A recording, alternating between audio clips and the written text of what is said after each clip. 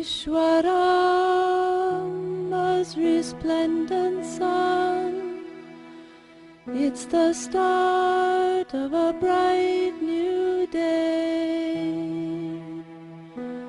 Time to rise, time to shine, Lord divine. Time to lead us along life's way. Awake, Lord of Buddha party. Awake, O Lord, over all mankind. Awake, O Lord of compassion,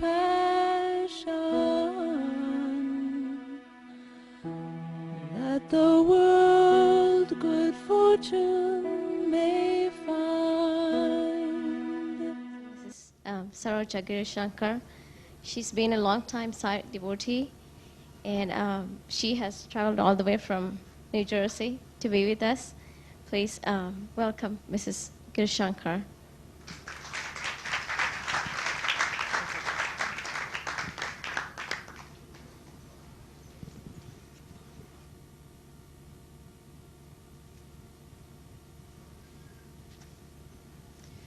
Sai Ram, can you hear me? Pretty much? Okay. My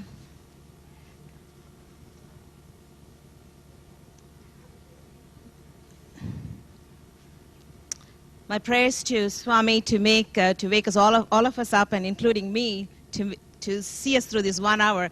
Can you hear me? Okay, great.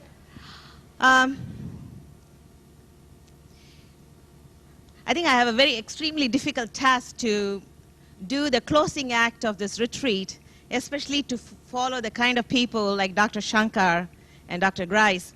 And interestingly, both of them are out of here, so I think at the very least they won't be able to compare me to their talk. But I'm kind of trying to see, usually I do not prepare for a speech, and for the last 3-4 months after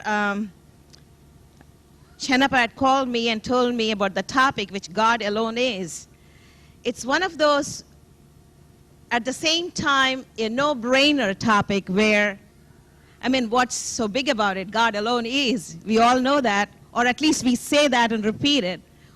Or it is such a complex concept to kind of imbibe it in day-to-day in your lives. I mean, how do I go to a bunch of devotees who all have their own experiences with Swami? I think what Shankar was saying, every one of us felt great about it today only because we could identify with it. Each one of us pretty much, you don't mind if I just take this out and put it in my hand here?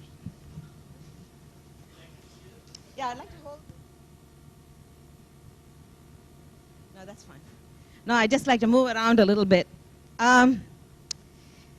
It is a kind of experience that each one of us could identify with what Shankar was saying.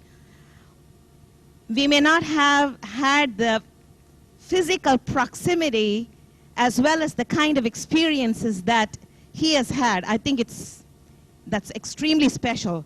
But we could all identify with the fact that Swami would speak to us in our dreams, or there would be moments when we would least expect it, that he would give us some insight, some coincidence, or something else that happens.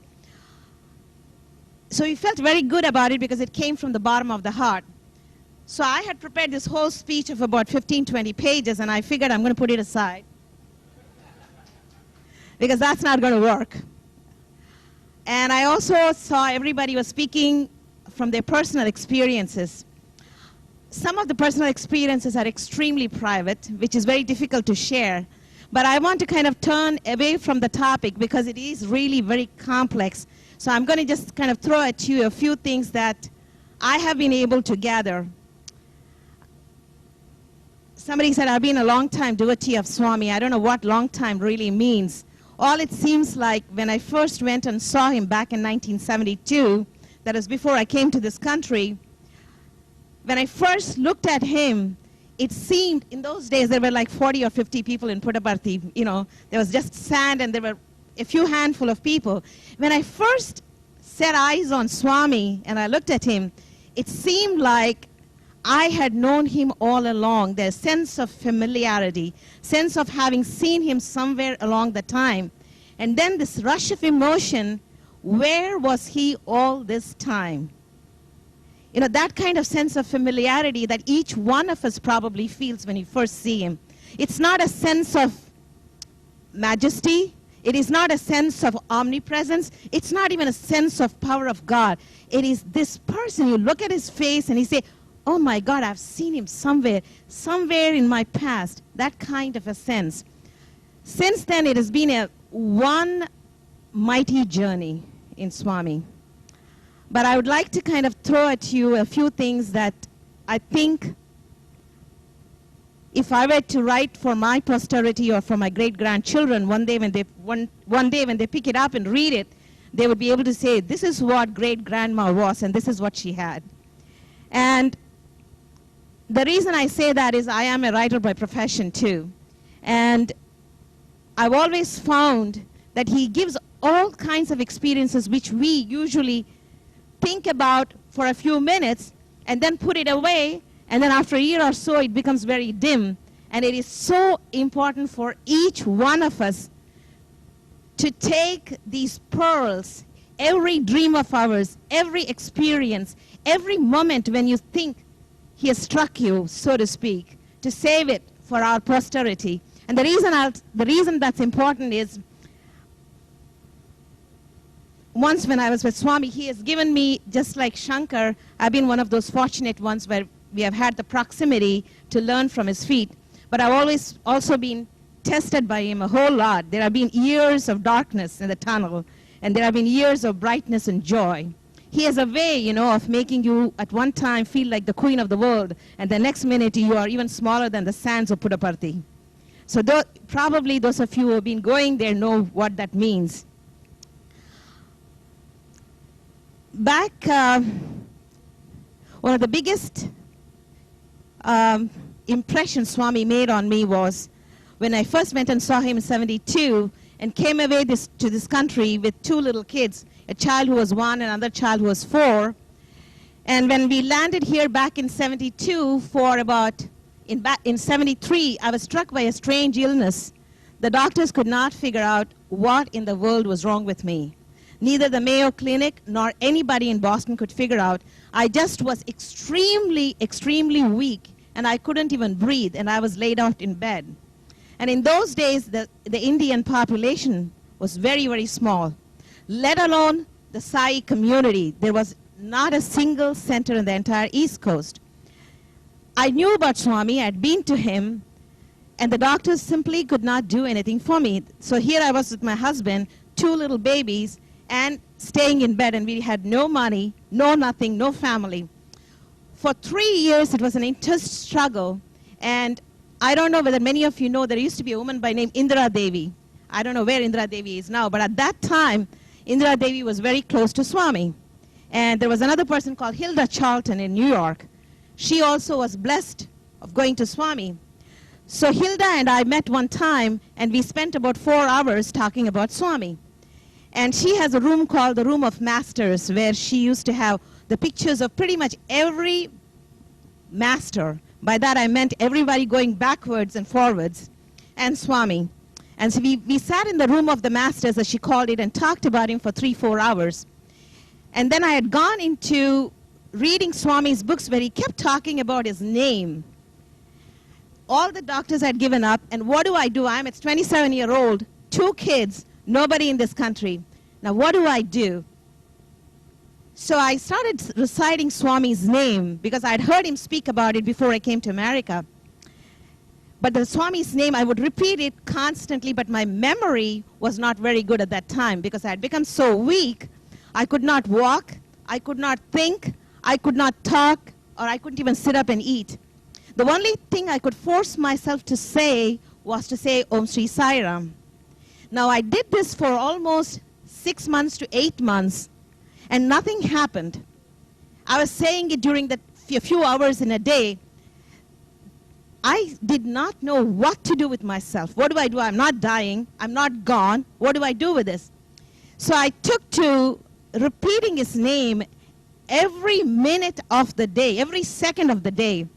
And I did this almost for 1 full year, at the end of which I told my husband, listen, I don't think I want to die in this country. Take me to Swami so that I can die at least in his presence.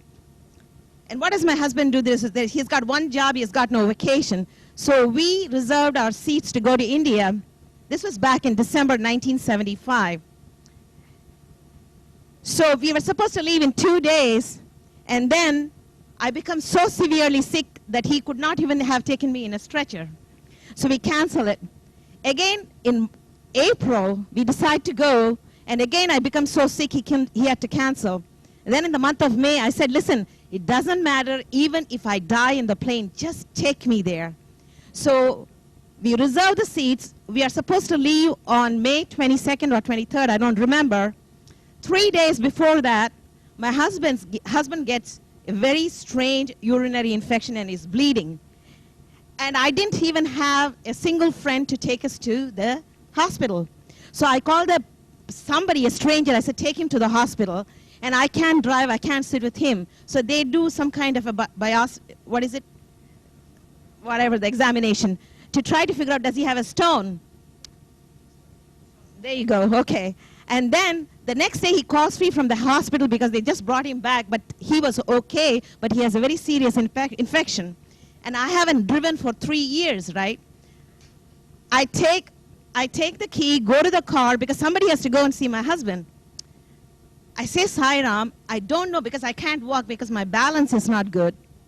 They think it is a brain tumor, but they can't identify it exactly where the tumor is, but I have all the signs of a brain tumor. So I get into the car. The hospital is just like 1 mile from my house.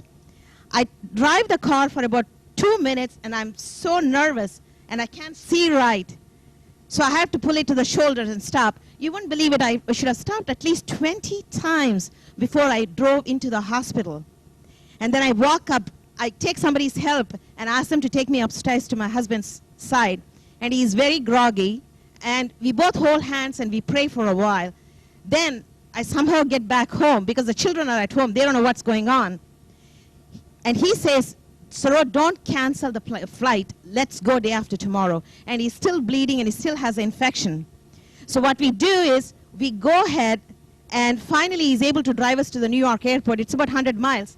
We get onto the Air India plane, we get in, and just before the flight takes off, my husband starts the problem again, so the pilot has to announce to see that there's a doctor on the flight. He's in excruciating pain. So he takes some medication, somebody gives him something. If you could imagine this husband and wife, late 20s, my husband is in the early 30s, with 2 little kids, both of us so severely sick. We end up in Bombay, and Bombay can be very difficult in end of May and early June. And my parents are in Bangalore, and we tell them we are coming, we want to go to see Swami straight. So we make our way to Bangalore. My parents take us home. The next morning at 4 o'clock in the morning, in the meantime, before I left, a week before I left, Swami comes in my dream and he says, I'll see you at 10 o'clock. All right? I mean, I don't even think I'm going to live to see him. So he's going to see me at 10 o'clock. But you know, it's fine, it's a dream. So I end up in the evening, in the morning at 4 o'clock, my parents get the taxi ready, put my husband who is sick at the back, put me at the back, I'm sick. They take these 2 little kids on their laps, and we take this car and go towards Parthi. Puttaparthi in early June can be a test for anybody's physique, leave alone extremely sick people. And we get closer to Parthi, and it's extremely hot. It's around 9 o'clock, mind you. We are going pretty slow, excuse me. About 10 miles from Puttaparthi, it is very stark. There is not a vegetation we could see. Very, very hot. And the taxis in 1976 were not like the taxis of today. We had a lot of difficulty, and the roads were very difficult. So the car stops. What's wrong with the car? The driver says, Amma, the belt is gone, and I don't even have water because there is a steam coming out of it. He said, you all wait here. I'll go to the next village and get water, and he's walking. And very good. And my mother looks around for a little bush, a tree, where she can put me and the kids because I'm wilting very fast. We find a very thorny bush, no tree. So she takes me and my children, puts us in there, and my husband is sitting in the car in that heat. I don't know how long it took this guy, but he brings back water and fills it up. And he says, Amma, we can go now. So, all right, let's go. We go to Puttaparthi. There's not a soul in Puttaparthi. Our hearts and our souls, you have this terrible sinking feeling. You've come after 3 years. You've made the final journey just to see him, and he's not here. So it's around 9:45 or so. So my mother says, listen, let them go to the accommodation office, whether Swami is here or not. Let's go and sit in the shade in front of Swami's house. So my mother takes me and puts me there. And usually when I become very sick, I would just meditate a little bit I was short of breath a lot. So I'm sitting there and next to my mother, and my husband and my father had gone to get the accommodation. We had closed my eyes, and I'm meditating a little bit just so I can breathe. So my mother shakes me up in a second. He says, open your eyes and see. In those days, all these fancy buildings were not there. And I opened my eyes. Swami is standing in the veranda looking at me and my mother. And he raised his hand. There's no other person there. So I'm thinking something is wrong. Maybe I'm still dreaming. Anyway, I'm sick. I'm probably dreaming. She says, no. And on the other side, in the meantime, my husband and my father had come, and they were standing next to us with the 2 children. So he looked up, Swami said, blessed. And then we had gotten the accommodation. And then my mother said, what is the time? What's the time? 10 o'clock. You see, my journey to Swami after 3 years of excruciating pain, and every minute where I could not breathe. I couldn't breathe even when lying in bed. And that evening, you see, there used to be no sick people or no chairs. There were only 2 lines of people, right? So my mother takes me in the afternoon and puts me at the back so that I can lean on the compound there as the wall, the parapet. So Swami comes to the veranda, and I'm thinking, probably it was a freak thing, he coming and seeing us at 10 o'clock. He gets out from the veranda, he makes a beeline, I'm at the back, he comes there, and he makes a vibhuti and puts in my hand. And I'm hollering and crying, finally I have reached. I can die, and I'm hollering. And he says in Hindi, Aise nahi rona, don't cry like this. I think I scared him stiff with my crying. So he went back, and he goes to the men's side, and my husband is there, and he stands up and tells him. He says, I brought my wife, she's sick. Swami says, I know, come in. So he takes my parents first inside. They talk to him. They don't tell him, he doesn't ask them about my illness, and they don't tell him anything about my illness. They all come out. Then I and my husband go with my children. The first thing Swami does was, the rooms were even more rustic than what they are today, the interview rooms. There's this little old curtain. It was actually very old curtain. So he takes us inside. He closes the curtain. And you know how Swami stands next to you? He's like this. He looks at me. I'm probably an inch shorter than he is. So he looks at me and he says, in Tamil, in my language, he says, I don't know how many Tamilians are here. And he said, Amma, enna tavippe enna paakarathukku. That means how much of pining you had done. He said, twice you almost got onto the plane, you couldn't make it. He says, I feel it. I feel it right here. See, the secret of that, the whole thing was, and we had a wonderful interview. I came out into the front room without asking Swami that I was sick. I totally forgot about it. But just before I left, I told him, I have been sick. He says, I know. By the way, I've been sick, Yeah, they talk about in the olden days doing tapas in the Himalayas with 1 leg. I believe I've done tapas without 2 legs, But that's the kind of journey. But he gave me vibhuti and he cured me and everything after that. But what I'm trying to get to all of you is, it is not like 1, 2, 3, here is God, let the miracle come, take me away. No. I am very convinced that God gives us tutorials. And without the tutorials and the clinical experiences, we never graduate. Some of these tutorials are very hard to take, but sweeter is the success and the graduation. I'm very convinced about it because I can do the work of 10 women today. I've never been as energetic as I've been for the last 20 years. And he can remake your life like nobody can. I don't know what God is. Do you? I only know what other people say, this is God. But I know here is a being who can do for me that nobody else can do. One day he said in one of the interviews, I had this whole litany of requests. I said, next time Swami calls me, I'm going to ask him these 10 things.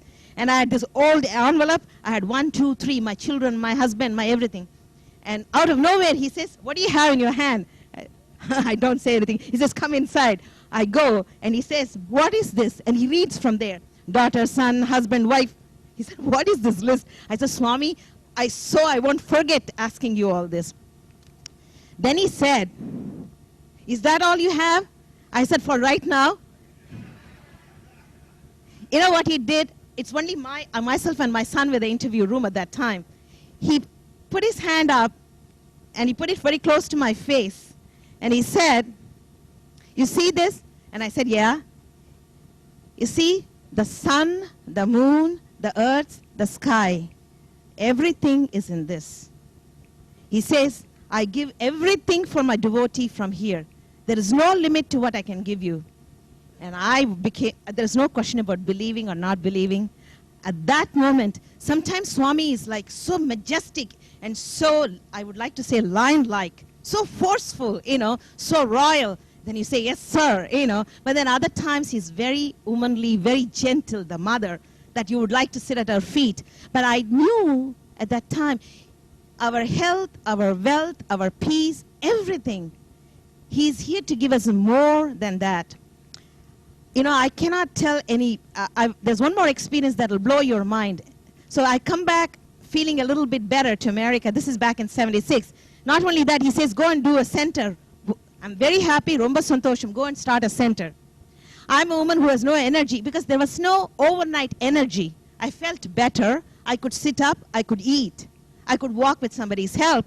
But I was nobody ready to run a center, let alone sing. I didn't have voice.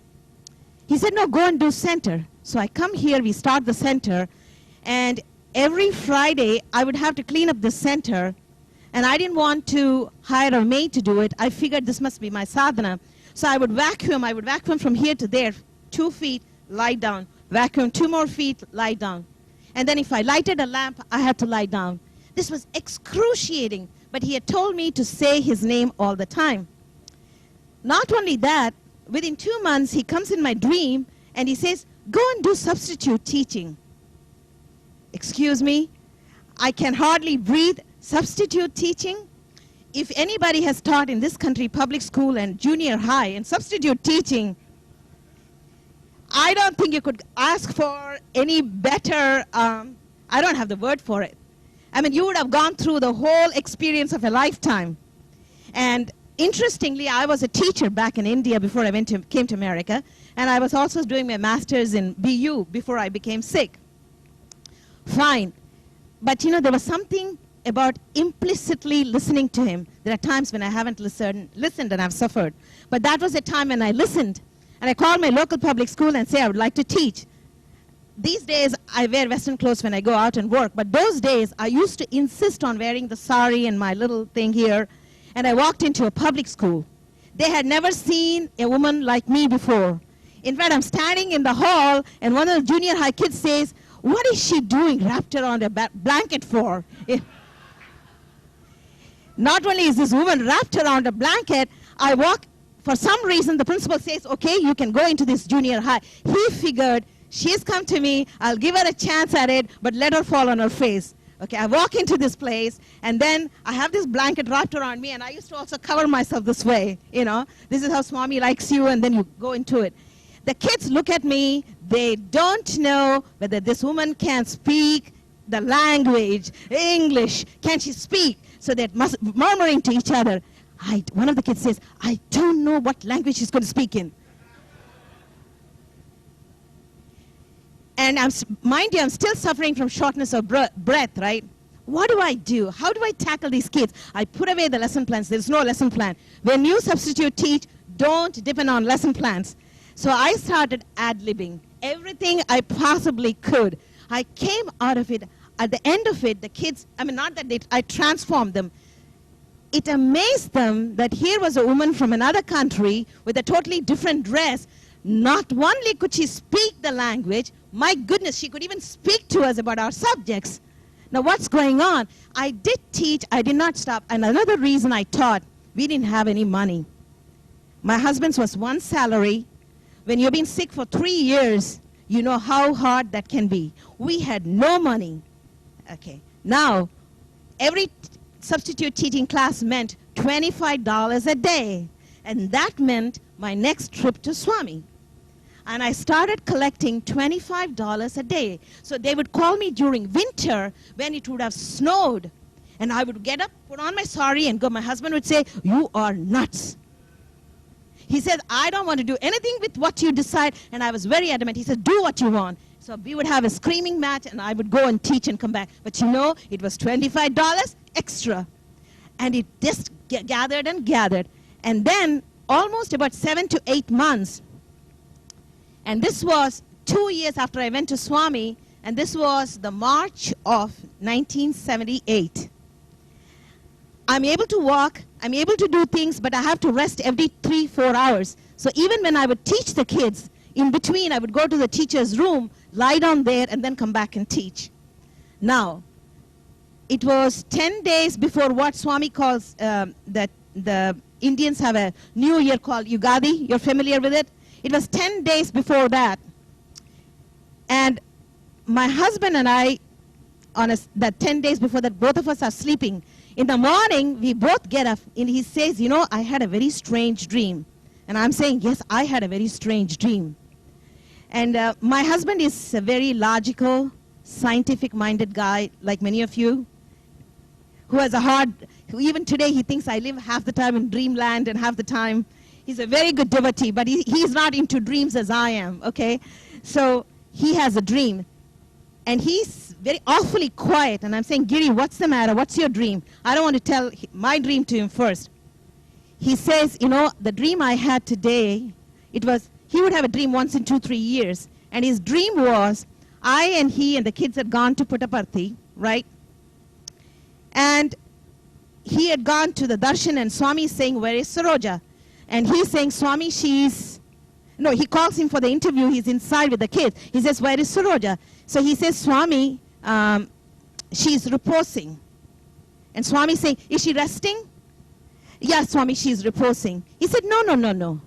And then this curtain to the inner interview room, there's a wind, and he's able to see that there's something lying on the floor, a body. And Swami goes inside and does something to that body and comes out. And he says, "No, no, she's just reposing in the room." And Giri thinks maybe Swami is mistaking this English terminology. He doesn't understand.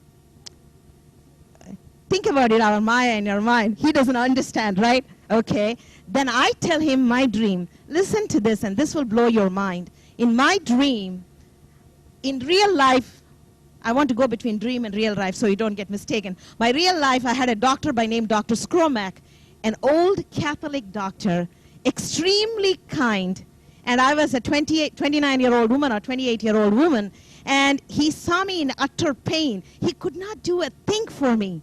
And he told me once, he says, "I'm so convinced that you're brain tumor, but I can't do anything for you because I can't pinpoint where it is. All your symptoms are there." So he came into my room once before all this happened, and he says, I was sitting and crying in the room because he couldn't tell me. I wished he would tell me something was wrong with me so they can give me a medicine. But he says, "I can't tell you except your pituitary gland is slowed down. But I can't give you, what do they call it, hormonal treatment because it'll be too much. I don't even know what's wrong with you."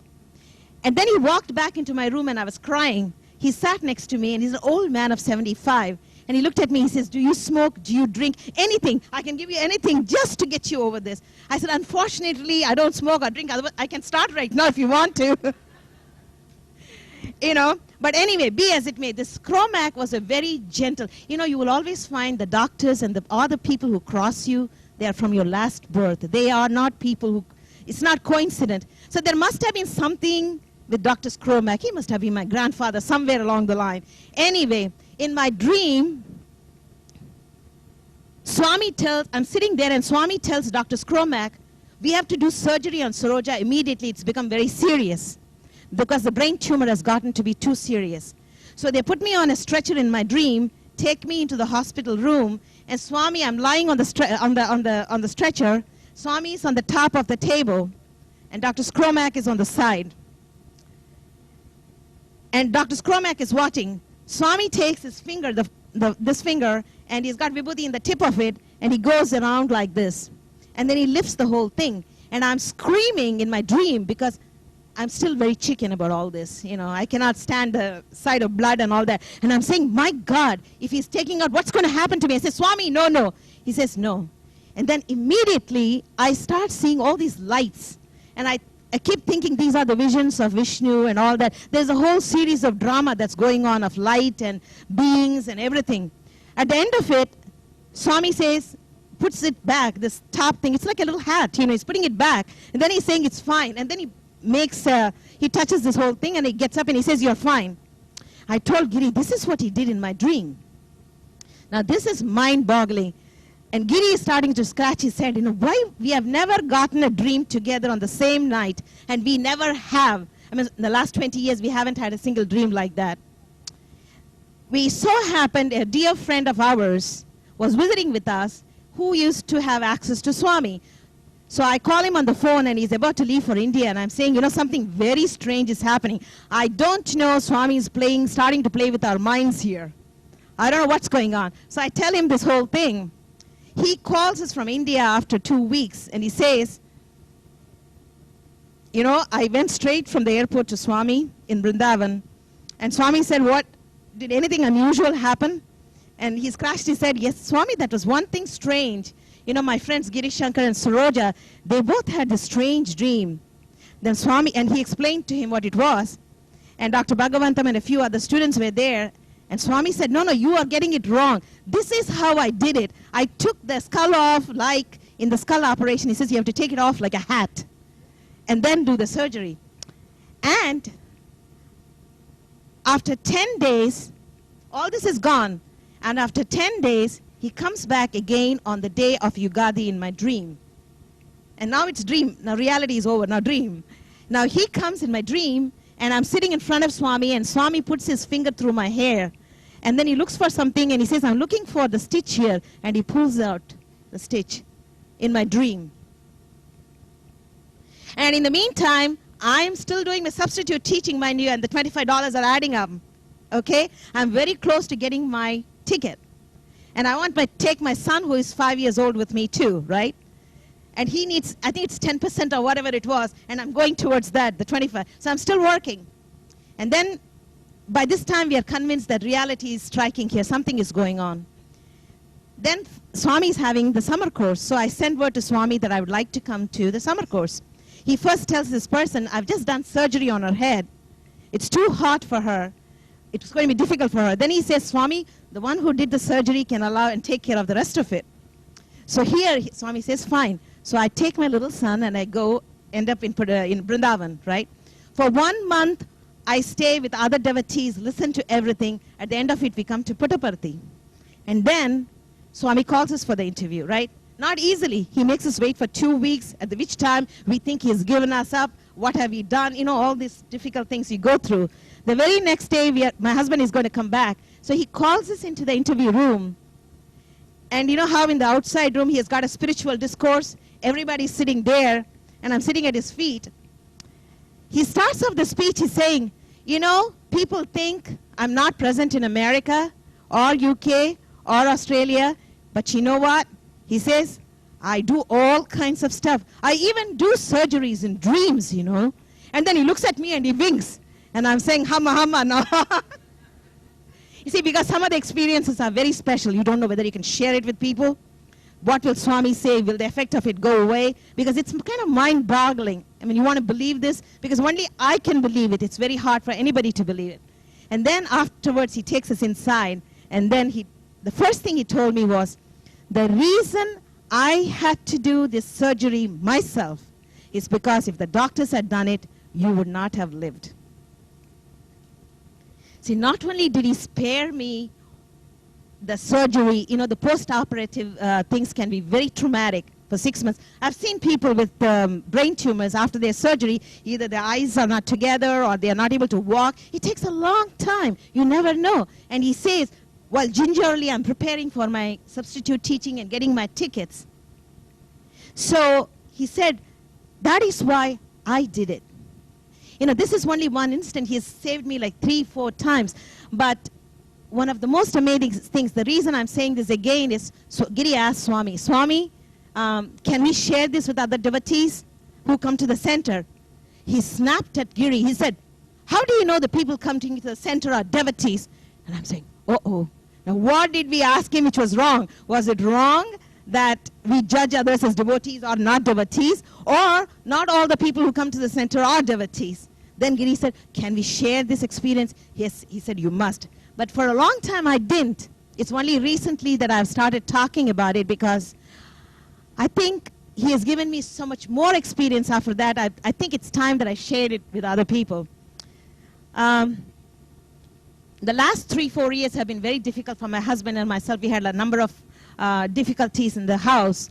And my husband developed, for no reason, last year, he had a general checkup. And he comes home and he says, you know, I don't have good news. And he's a very strong, athletic man. He's 55, 56. And I'm saying, what's going on? He says, no, I went to the doctor. They tell me that I have a very severe leakage of my heart valve. It is so severe that the blood pressure is 180/80, and it has to be done, surgery has to be done to replace the valve. And my head is like throbbing. I don't know what to do with it, right? What do we do with this situation?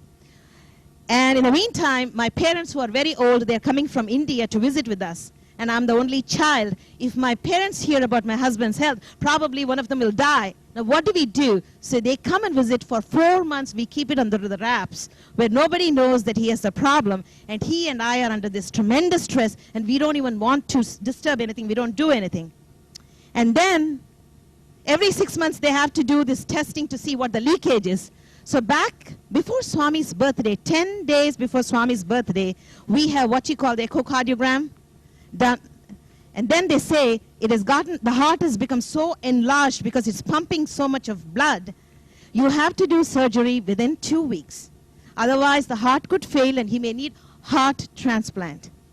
So what I do is, both of us decide we are going to go to see Swami. 70th birthday, where am I going to sit and what am I going to ask? How do you even expect to ask him anything? And it is not as though he calls me every time I go and I get an interview, and because he puts me through a lot of tests. So we pack up and leave and end up in India 4 days before the birthday. The crowds are phenomenal. Giri and I go and stand there. We don't know what hit us because literally lakhs and lakhs. We are like all these people all around the place. How do we stand in the line? How do we get there? And then what do we tell him? Then he is not giving interviews. I cannot tell you how I managed it, but I managed to get some special permission, put my husband on the front line. I went and sat in the front line. Swami comes, and many a time he wouldn't even look at me, you know, he would pass. And I'm sitting there. For some reason, he comes to me and smiles dazzlingly. And I'm saying, he's smiling at me. Is he smiling at me? You know? And then, then I tell him, Swami, husband, and surgery. You know, you don't know how to talk. He says, no, no, no, no, no, no. I said, Swami, in Tamil, I say, please see us. He said, I saw him in the morning. I saw him very, very well. I saw Giri in the morning. And I'm saying, then he goes to the opposite side, and then he says, turns to me and he says, oh, it is just the fat. He just has to trim. Here is a man with severe leakage of the valve. And my husband is not very fat, but he's a little, you know, like many of you here. But Swami puts his hand like this. No, it's fat. It's just to trim. And then, what do I do? So we come back. We come back, and then I go to the hospital. We go to the cardiac, there's a place called Deborah Heart Center. And I tell this doctor, you know, you have to do the echo again. He says, no, we just spent $2,000, did the echo 10 days back. Things don't change. Then I'm saying, please, I'll pay for it. Will you do it again? And I fight with this doctor and make him do it. When they did it, he calls me back after a week. And he says, you know, we can wait for the surgery. Tell me what happened. He wouldn't tell me. I said, tell me. He says, just that the heart size has shrunk. That means it's coping better with this whole thing. I said, how much smaller? He says, enough to say we don't need surgery now. But tell me, how many centimeters? I won't tell you. But enough. In the meantime, my mother and her parents live in Puttaparthi most of the time. Swami comes to her and gives her vibhuti one day. And my parents, mind you, still don't know anything is wrong with Giri because we haven't shared it with them. But, you know, parents always know something is wrong. The mothers always know when something is wrong. She knew something was not quite right with Giri's health. So she sends that vibhuti to us. And he starts taking it. And then, after 3 months, we go for the echo again. And now they say it's the same way. It is not better, but it is the same. We can wait for another 3 months. So this June, I go to Swami because he told me in the dream, come and take care of something. So I went. So I go to Puttaparthi. I go for the inauguration of the speech, the 1-year speech. I didn't plan to go. I go, and then we come back within 10 days, and he speaks to me in the darshan a little bit. We come back, in 10 days, he has the echo. Now the doctors are saying the heart has shrunk by 5 millimeters, is it? Or centimeters, what is it? Millimeters. It is coping even more better. He says we can wait for another 6 months. And then this vibhuti packet that I got from India this time, which is what I gave my husband, somebody else from the center said, look, my husband is going for a catheterization. So I shared this vibhuti a little bit more with them. And that person came back and said the next day, the doctors thought, we're very sure he had a problem. He comes back and he says everything was okay. So I'm starting to call it the cardiac vibhuti. But the short of it is, my friends, he is the most amazing. When he says there is nothing wrong, there is nothing wrong. When he says no, it is a no. But the secret of the whole thing, I figured it out only to so much. It doesn't always work, but his name is so powerful. I cannot even start to tell you what is with his name. I mean, Om Shri Sai Ram, it could be any other name, right? What is with this name that when you repeat it and when you call on it? But there are moments when he has explained it to me when I've asked him. Once when he said, those of you who have read the Shirdi Baba book, the life story, there's Sai Satcharitra, there is one portion where Shirdi Baba says, it's in Hindi, he says, जब किसी ने मुझे एक बार बुलाया है मैं उसका बंदा बन जाता हूँ. That is when a person calls me with utter devotion, one time I become his bonded slave for lives. That you don't have to say it 1,000 times. When you say it in the innermost being your heart, not just Om Shri Sai Ram when you're moving the crystals, no. But when everything about you is threatened, when it is as though you're drowning, when there is no other way or hope in this life, when you yell out to him, there is no way, because it seems it is promised in the Shastras that when we call him with love and hope, it is a promise given unto the humanity that he will deliver. He has to keep his promise. You see, that is a very strong, if those of you who know a little bit about Bhagavatam, there is what he called Devi Mahatmyam, that is about the goddess. She promises that the ones who believe in me and call in me, I unto you promise to uphold you and to carry you. See, the power of Swami is so unbelievable. There is no way I can even convince you what it does to human beings. He changes lives, and I'll tell you why he changes lives. One of the times I had gone there and he had told me, stay for Dasara. Dasara is the 10 days of the puja of the goddess. It so happened that my daughter got hepatitis. And Swami said, no, that's fine, you stay. But my husband got on the phone. He said, bring her right now here. I want to take care of her. Don't keep her there. He was very worried that something serious was going to happen, and she was very serious. And I'm saying, how do I put a girl with hepatitis on the plane? And my husband is saying, I don't care. I said, Swami said, stay back for Dasara. He says, no, put the girl back on the plane and get over here. Now what do I do? He's a good devotee, but he's so worried about the child. So Swami comes and I say, Swami, there's a telegram. My husband says, come back. So he calls me inside. This is the day before Dasara, right? Then he looks at me and then he says, you have to go? I said, I don't have to go, Swami. He said, husband is very worried. He is not sleeping nights. I think you have to go. But I will come with you. I'll send Devi with you. And I'm saying, what does that mean, Then his usual thing, he moves and he makes a little Saraswati, right? He says, take her, take the Devi with you. You don't have to be here, I'll send her with you. And what is Saraswati about, right?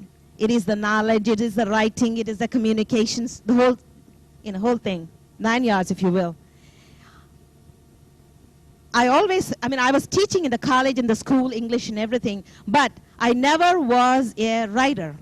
Believe it or not, today I am an editor of a newspaper, but in the mainstream America, how come an Indian woman, of course she had an education, but how does Swami change? Because he told me, he said, you will write a lot. You know how he throws these little things at you and he can't figure it out. Acha, okay, I'll write a lot. Maybe I'll write letters. I don't know. I can't figure it out. But he changes and metamorphoses your life unbelievably.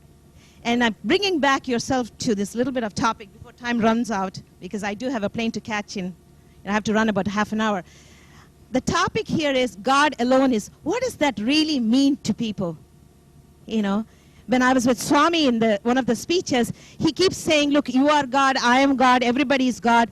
I realize it and you don't realize it. But what does that all mean? It's very simplistic, it's very complex, it's very abstract. Can you start behaving like God tomorrow? Not a way, not a chance. I'm going to goof up everything. No. But I also heard something recently which kind of put a perspective on this. I recently heard somebody tell this to me, in one of the speeches. This person said, it seems it is said that when men walk, hordes of angels walk before them and cry out, make way, make way, make way for the image of God. Make way, make way, make way for the image of God, which is you and me.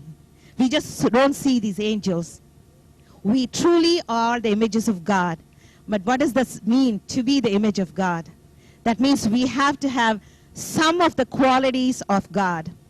As I said, I don't know what God is. I know what Swami is. He is one thing who can give me everything and you from the palm of his hand, right? And that must be God, and I don't care what he calls himself. He is the ultimate. So we have to have some of the things that he has. Now, can you and I walk like Swami? No chance.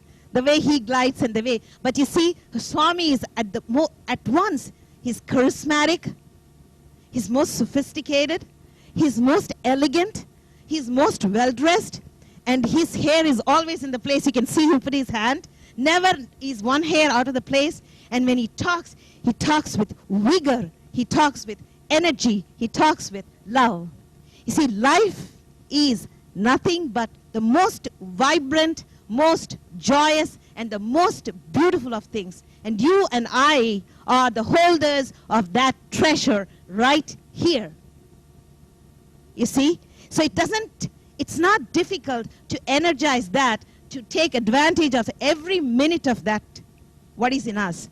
And Swami again said, one of the things he sang during this June, he says, I'll tell you what Swami is. And he said, Ishwar prem hai, prem Ishwar hai.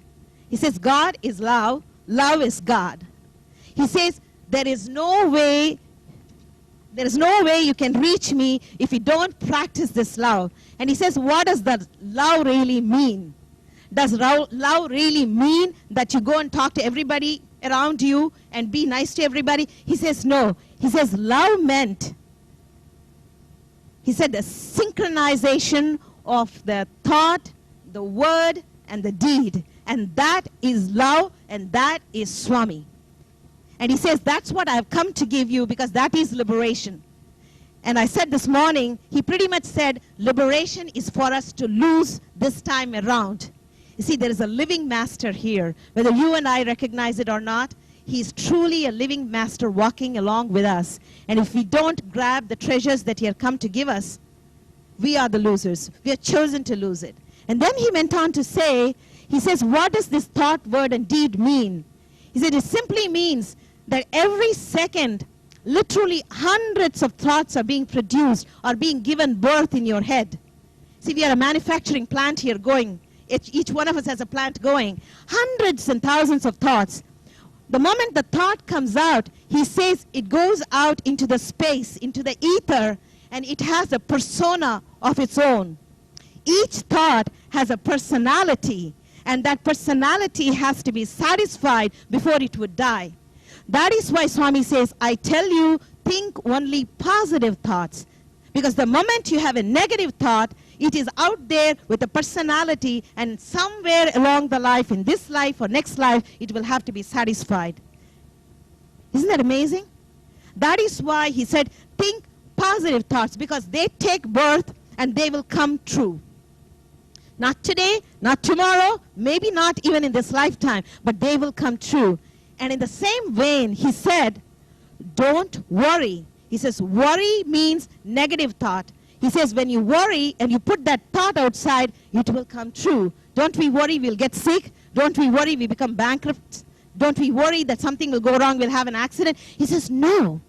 The moment your mind has been given that thought, it's born. It has to come true. It has to be manifested. So don't allow worries. And then he says, I want all of you to do during this birthday one thing. He says,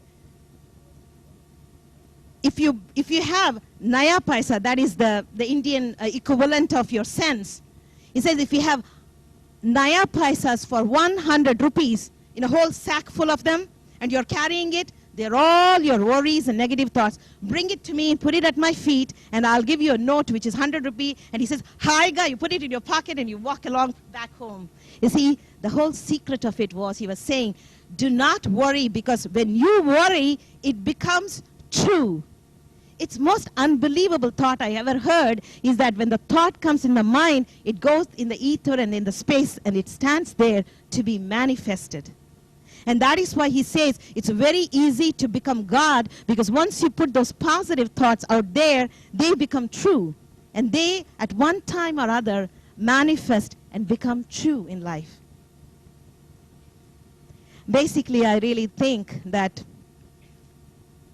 unless we walk the walk of love and talk the talk of love, we won't be able to see God or touch God. But if you walk the walk of love and talk the talk of love, you will not only touch God, and you will become the holders of the Godhood.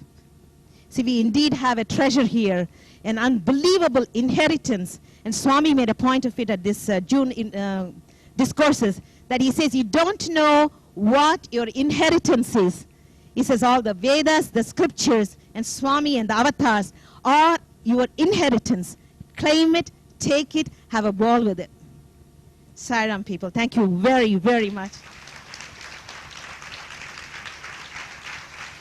I'll take about 10 minutes of questions.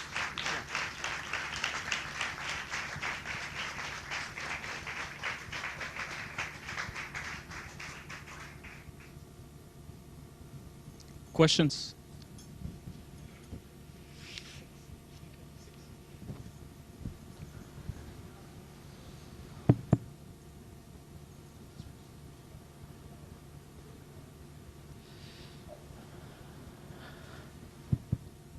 I'm from Houston Sai Center.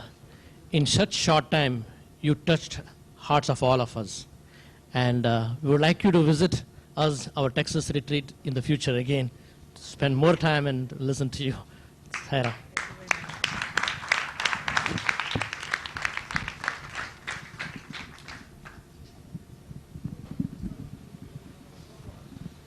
In describing your husband's dream, you made a distinction between the words resting and reposing. Could you explain what the difference was? No, I think it was the way my husband understood is, Swami asked him in the dream, what is she doing? He said, she's in the room resting. Swami said, reposing?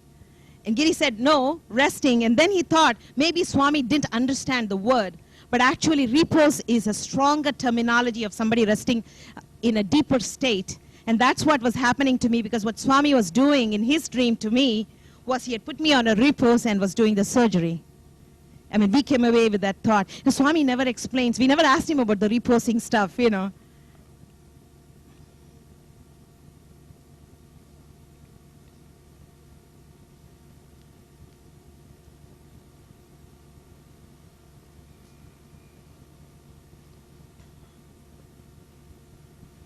Did you ever find out what your illness really was? Pardon me? Did you ever find out what your illness really was, or did it No, just... Swami said it was brain tumor.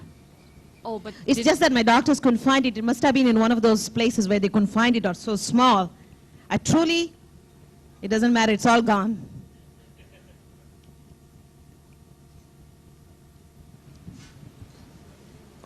When I saw you in 1978, 1980s, you were really hiding your sickness a lot. I really didn't understand you are that much sick. Pardon me? I wasn't telling you guys all this? No, I mean, we didn't recognize that you are that kind of sick when I met you in 1980s. I know you had a sickness before it got cured. So what I'm trying to say is Baba definitely had given you strength and courage to hide that. It was not suffering. even a question of hiding, because when the first wave of immigrants came to this country in 1972, of which we were part of, there were not many people who would give each other support at that time, and very few people had money. And one of the things that it was an unfortunate thing that we saw was when you've been sick for almost a year and when you don't have money, there are not too many people who are your friends. See, we didn't have anybody except Baba at that time. No, what I mean, you look better than what you really suffering. That's what I meant. Good question. I do sleep a lot and take a lot of naps. No, I think it's not worth it to show all the troubles that we have outside. And also, I do believe that you have to feel that you have to feel positive about it, that you are well, you know.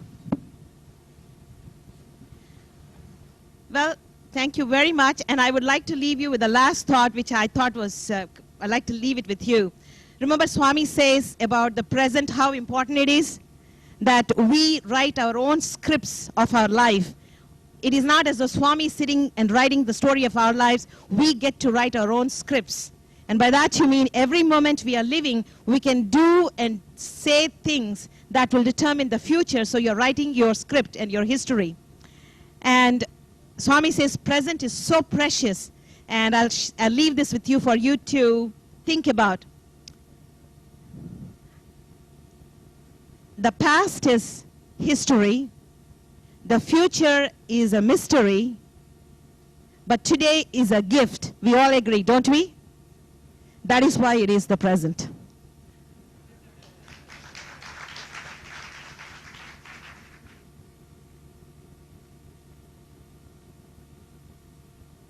Saroja, thank you so much.